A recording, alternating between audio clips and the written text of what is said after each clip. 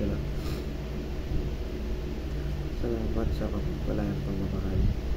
Welcome to our 365 daily devotion. Ako po si Alexander Lopez from Batch 3. At ang topic po na nakalakay natin ngayon ay agreeability and salvation.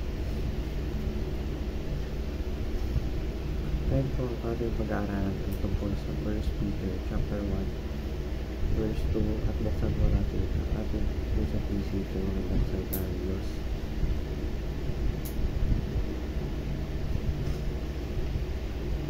Sinasabi dito na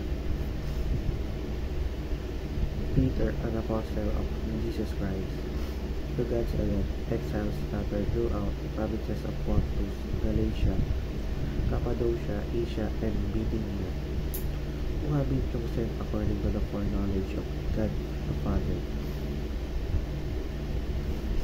through the Spirit, sanctifying the work of the Spirit, to be obedient to Jesus Christ and sprinkled with His blood.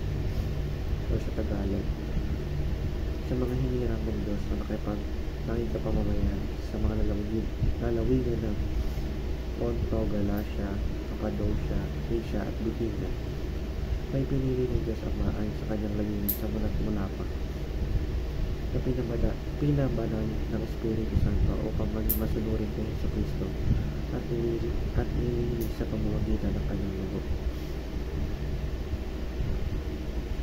Kaya talakay sa verse na ang si Pedro daw na apostol ng Panginoon ating Jesus at iba pang mga lalawigan na nabanggit ang pinili ng Diyos Ama na nasa langit upang pamalagian ang Espiritu Santo kung saan namumuhay sila ng naaayon sa dugo ng Panginoong Jesus.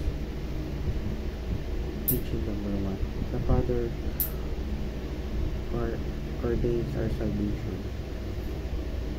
Ang Ama siyang nag-order o nag-utos na isalba tayo sa mga kasalanan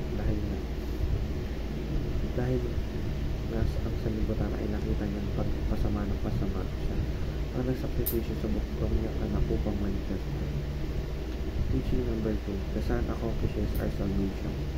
Ang Panginoon naman natin si Jesus ang siyang gumawa ng utos ng kanyang Ama na kung saan ay iaalay niya ang kanyang buhay. Nagpapako siya sa krus upang maging substitute sa ating mga kasalanan. Teaching number 3. The Holy Spirit applies the work of salvation. Nang namatay at ngunit nabuhay sa Kristo ay iniwan sa atin ang Holy Spirit upang maging gabay natin sa ating buhay. Application number 1. Believe that salvation is by the grace of God.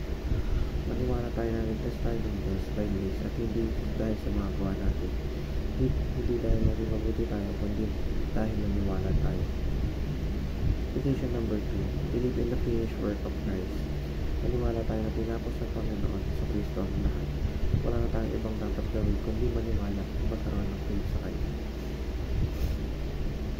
Application number 3. Believe in the sanctifying work of the Spirit.